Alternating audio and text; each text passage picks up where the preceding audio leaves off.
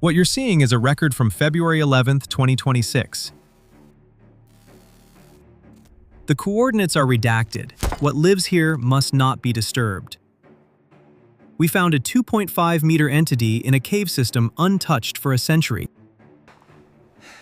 The Arizona desert is a meat grinder. We endured a grueling 32-kilometer march through unmapped canyons under a sun that felt like a physical weight. We found the opening. It wasn't a mere crack, it was a biological anomaly. Down there, the air is cold, damp, and thick with the musk of ancient apex predators. In the fresh clay, we found 45-centimeter bipedal tracks. But we weren't just looking at a cave. We were looking at a larder. The walls were calcified with a translucent, amber-like resin. Stuck within this substance were artifacts. A rusted canteen from the 1940s, a leather boot, and a silver locket fused into the rock. The temperature began to fluctuate wildly. One moment, the air was a cryogenic 2 degrees Celsius. The next, a wave of humid 38-degree heat rolled over us, smelling of iron and wet fur.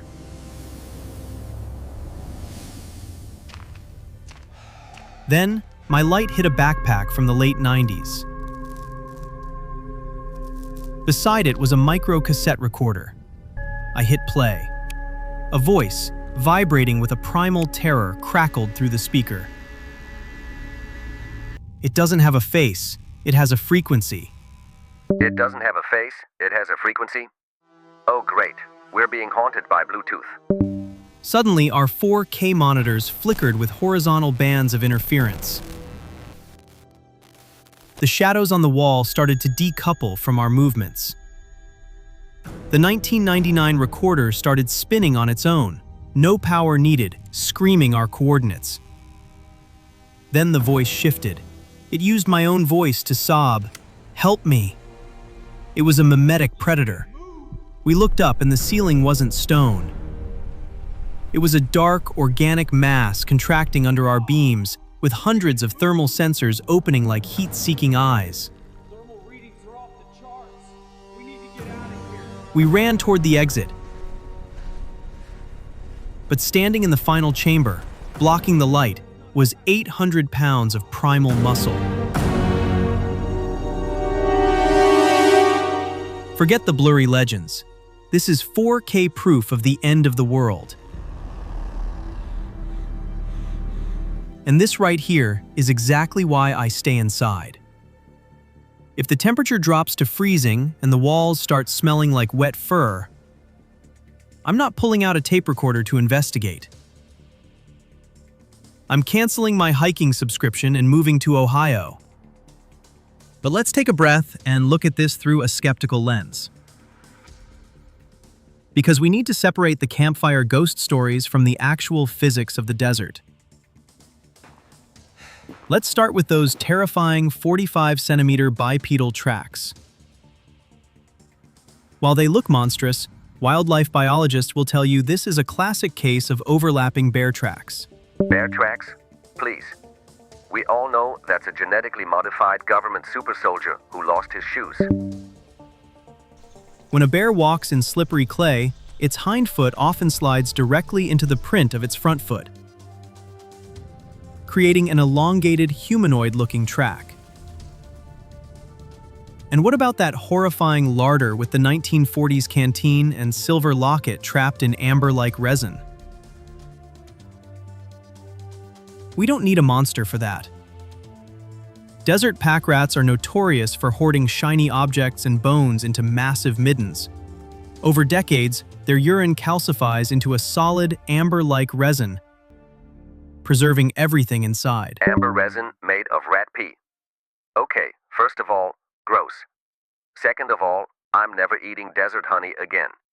Government definitely planted those rats to hide the alien base. The intense dread, the echoing growls, and the wild temperature swings from 2 to 38 degrees Celsius?